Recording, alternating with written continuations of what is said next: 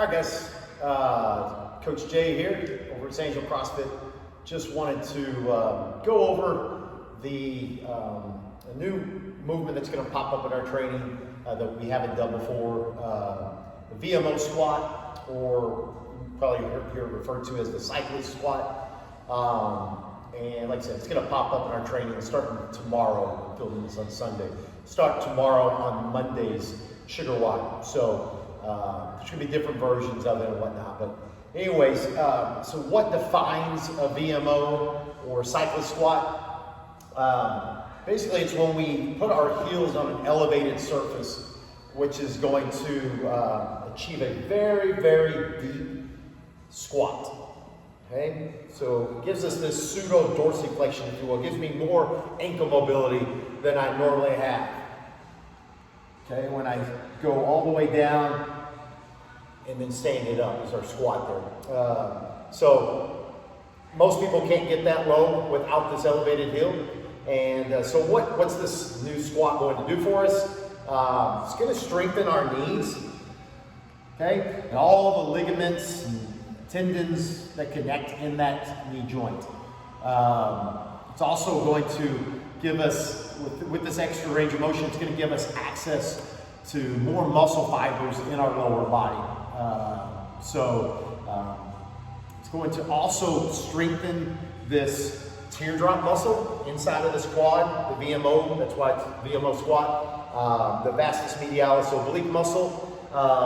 That's going to get a really good pump, kind of like what you feel when you're on the bike for a long period of time and you're going intense on the flywheel bike or the biker. That muscle right there gets it kind of on fire there. So I want to kind of make this video, help talk you through the setup and whatnot. There's going to be different ways you can actually buy yourself, and I'm not asking you to do that, but if somebody really wanted to, they could also go online and buy little wedges, these little ramps to use. But here at the gym, we're going to use kind of various setups.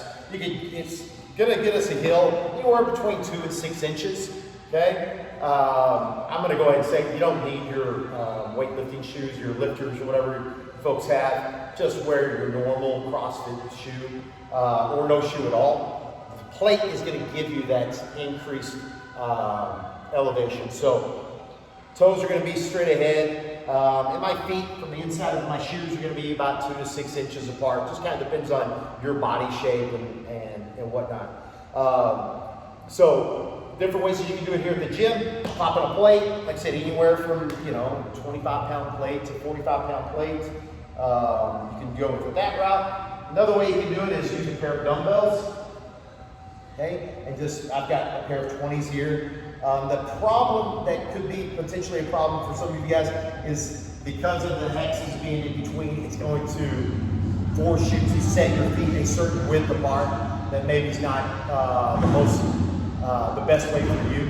So, but that will work as well. Also, another way, kind of a way you can set this up is having a flat steel plate leaning on a plate. So that would make it a flat surface, if you will.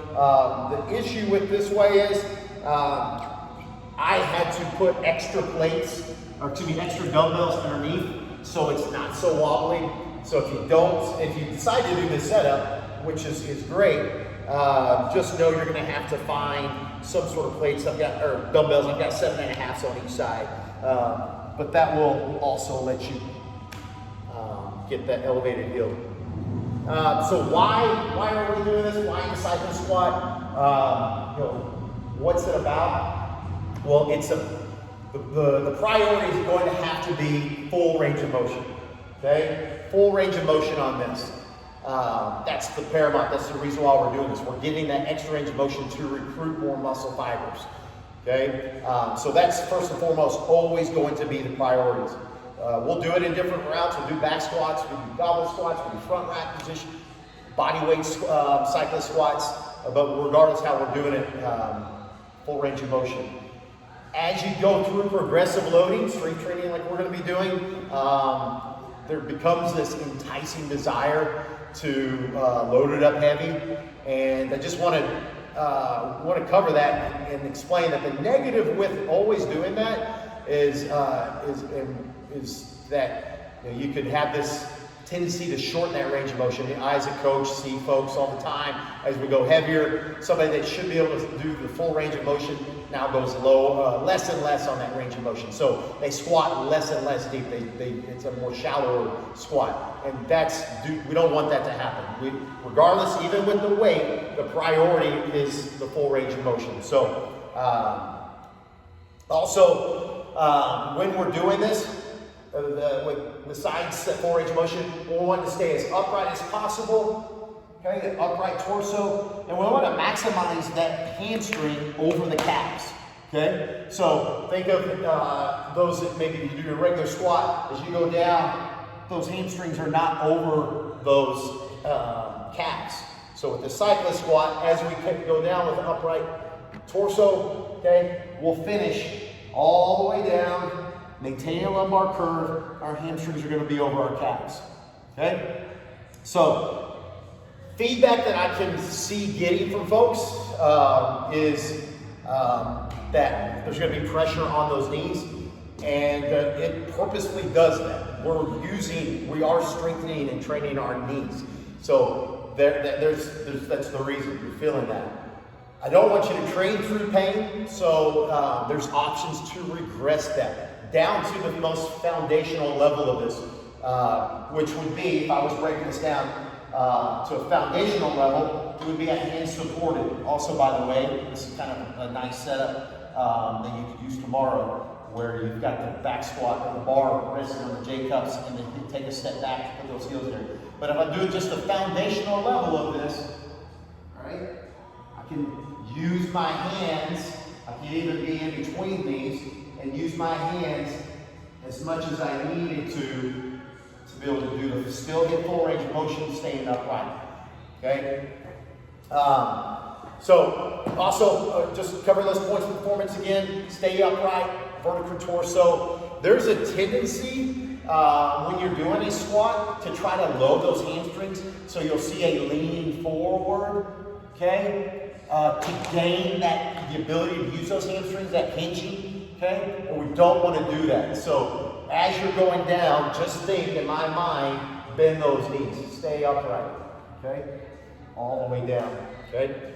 Also, like I said, maintain that lumbar curve.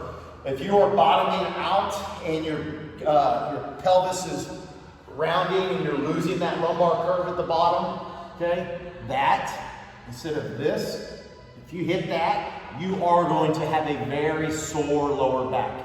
Probably the same day, but certainly the next day. So maintain that tall chest, that lumbar curve throughout the movement. Just as a tidbit for tomorrow, it's a 1 1/4 back squat. Okay, you'll go all the way down, come out of that hole. Once my hips are below or above those knees, I'll go back down, and then that's 1 rep. So one rep of a 1 1/4 back squat. I'll go ahead and take it off the rack here. Okay. Pop those heels up on this rack, 2 to 6 inches apart, going down, maintaining my lumbar curve, all the way up. Out of the hole, back down and up. Notice hamstrings over those calves. Stay it up. Okay. So, just a little video I want to put on this because I know it's something new. If you have questions, do not hesitate to ask a coach. Ask myself. Please keep watching SugarWOD. Watching the demo video so you know what to expect. It helps classes out when you know what's going on before you get here. We always have a couple of people that are going to take more out of the time because they did not look at it beforehand, where others have. And so just please help us out with that. Okay? All right. Good training, and we'll see you soon.